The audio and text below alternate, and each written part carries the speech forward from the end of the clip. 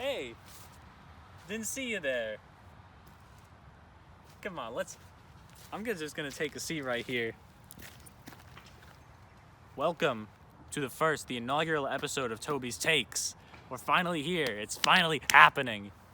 Man, I've been excited to do this.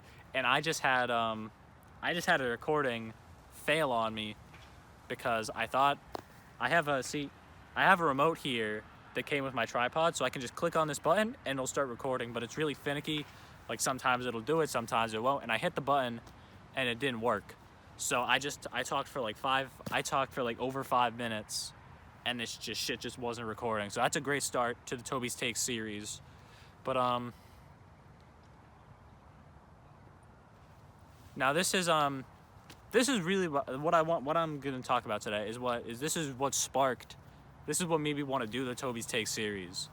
So generally this situation is very bad situation we're in right now. But a positive is that it is the reason that we are here today. We're starting the Toby's Take series.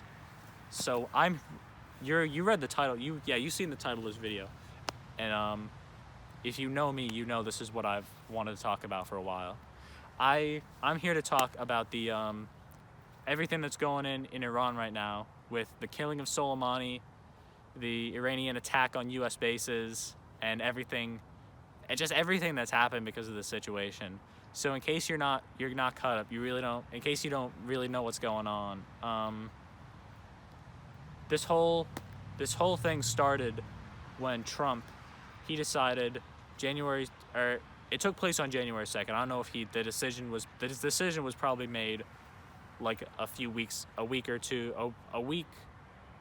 probably like a week in advance.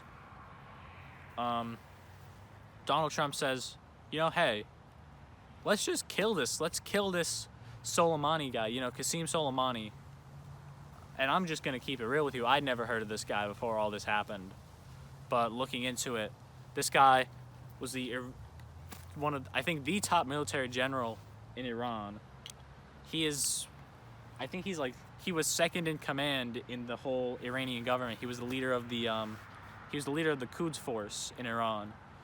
So one day out of the blue, Trump just decides, hey, we're just gonna kill this guy. We're gonna do an airstrike. We're gonna target, I think it was the Baghdad airport in Iraq. We're just gonna kill this guy. We're gonna drone strike this guy. We're gonna kill him.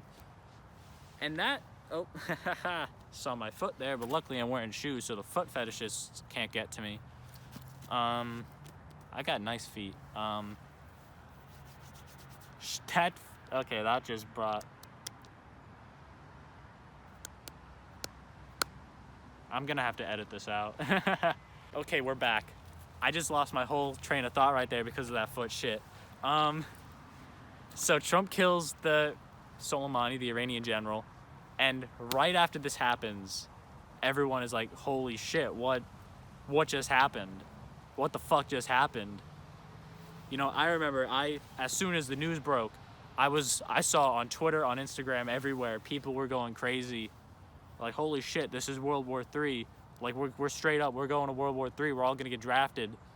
And people were making memes about it, which I think shows people's, like, immediately, just to cope with bad news, I think people naturally just go to humor, which I think is something, which, I mean, there are pros to that, there are cons to it, but that's not what we're talking about. Is it Iran? If Iran basically did to us what we did to them, they went in and they killed a senator. They just assassinated a senator out of the blue. Everyone would be going crazy. Like, this is an act of war. Iran has effectively just declared war on us. But we do the same thing to them. We go and kill one of their top officials, and somehow that's not immediate to some people. That's like immediately not like, some people don't view that as like an act of war. Like Trump, I think he was talking about right after it happened, he was saying like, we don't want to go to war. We do not. I was about to do my Obama. We are not going to war. We are not going to war with Iran. That's kind of like my Bernie Sanders. I need to get my impressions. I need to check up on my impressions because they kind of suck. Yeah, but Trump's like, yeah, we're not going to go to war. But you just assassinated their top general. How are you going to assassinate an Iranian official and then say that you don't want to go to a war with Iran? It's insane to me that, like, someone's mind can work that way. Oh, man. So after that happened, after Trump kills Soleimani, a few days later, this is a few days after it, news comes in that Iran retaliates. They decide that they're going to bomb 2 U.S. bases in Iraq. And as soon as this happens, I was like, man, this is it. Like, this is actually, like, this is real now. This is happening. We're going to war in Iran now. Like, that was my immediate reaction because, like, yeah, we attack them and then they attack back. Like, this, we're going to war now is basically what I thought. Which is, so luckily, actually, this was planned on the part of the Iranians. Actually, I don't think there were any casualties, not even U.S. casualties, but there were no casualties in the bombing. So that was like a silver lining. So at least, like, there were no casualties, which is a good thing. But, like, so Trump did his address a few days ago. I think, yeah, he did it yesterday. And he said basically, or did it yesterday or did he do it Wednesday? I forget. The past is just a blur to me. It's just all just a blob.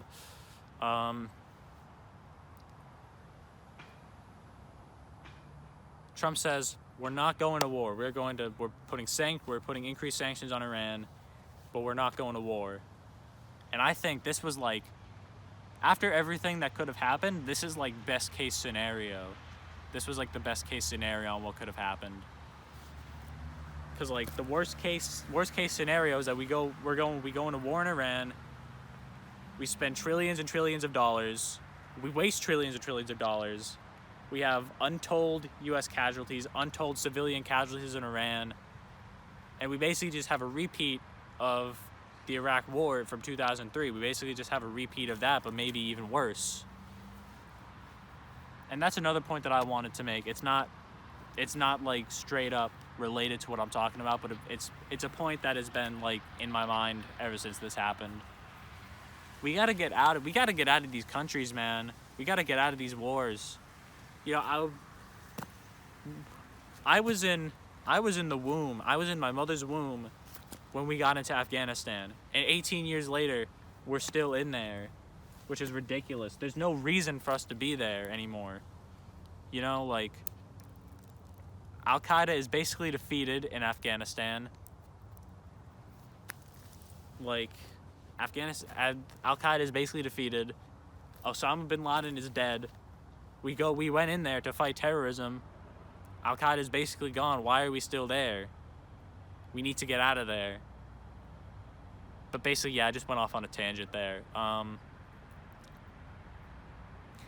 So what it looks like is going to happen now is it doesn't look right now like we're immediately going to war in Iran, but it's like I talked about in the New Year's video. Anything could fucking happen. There's no reason to try and predict anything that could happen because you don't know what's going to fucking happen. No one has any idea what's going to happen. You know, like,